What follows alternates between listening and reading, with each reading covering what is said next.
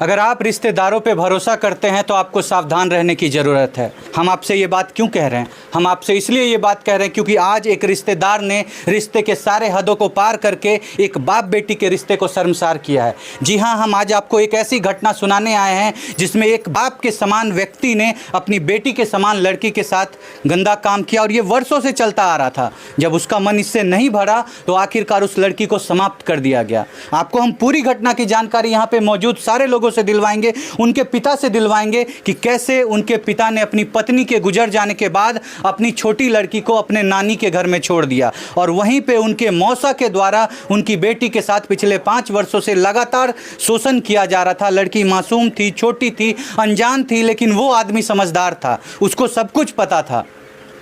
बचपने में आकर के उससे गलती हुई और लगातार वो गलती बढ़ते चली गई। पिता लड़की का शादी सेट करते हैं और वो व्यक्ति ये नहीं चाहता है कि ये लड़की मुझसे दूर जाए, जिसके कारण वो उसको अपने पास बुलाता है। 255 कॉल किए गए हैं। आप सोचिए उस लड़की को कितना टॉर्चर किया गया होगा।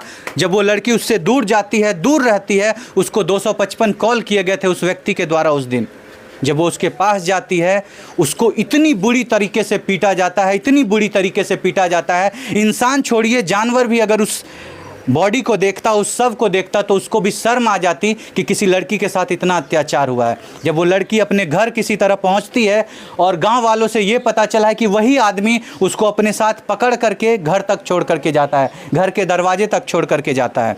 जब वो घर आती है, उसके पूरे शरीर में जख्म के निशान मौजूद रहते हैं। उसके बाल को उखाड़ लिया जाता है, जो सर का मांस होता है वो बाहर आया हुआ रहता है।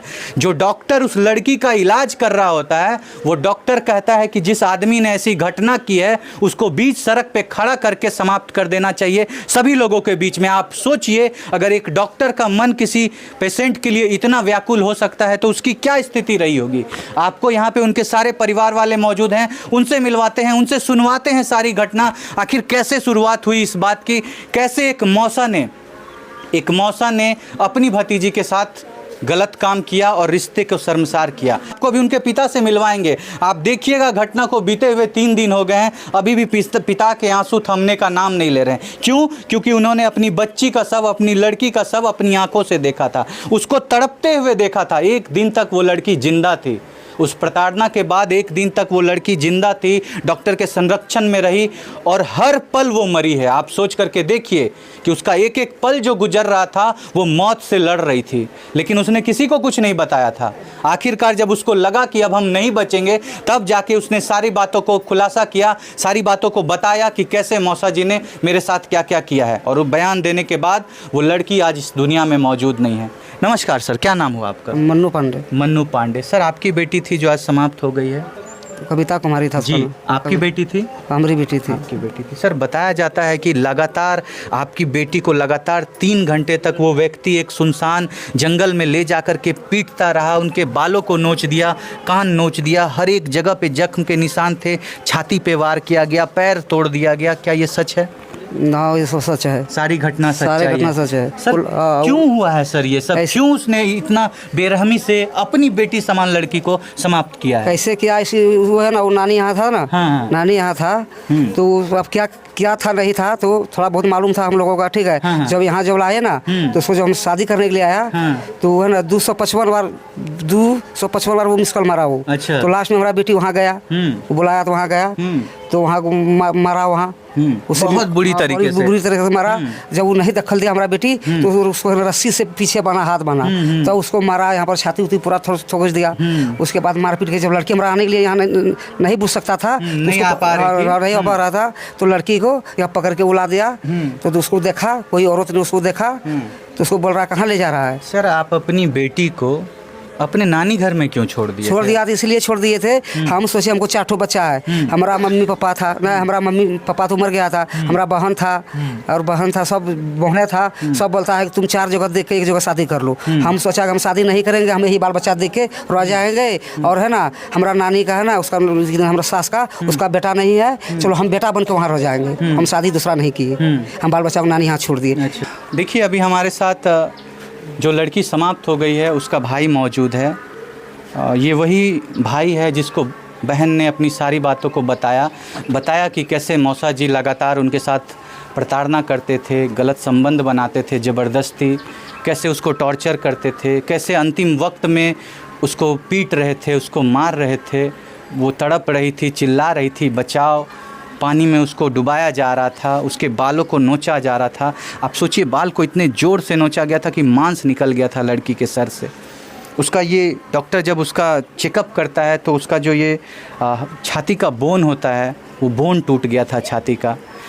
शरीर में जो जांघ का जो हड्डी होता है वो टूट गया था, हाथ टूट गया था। आप सोच करके देखिए, वो 1 घंटा जब वो व्यक्ति उसको प्रताड़ित कर रहा होगा और उसके अगले जितने भी देर वो लड़की जीवित रही होगी, वो पल पल मौत को तड़प रही होगी। भैया क्या क्या बताया आपकी बहन ने आपको, क्या क्या हुआ था उसके साथ? पहले जब घर आए थे पूछ रहे थे, कुछ नहीं बता रहा था।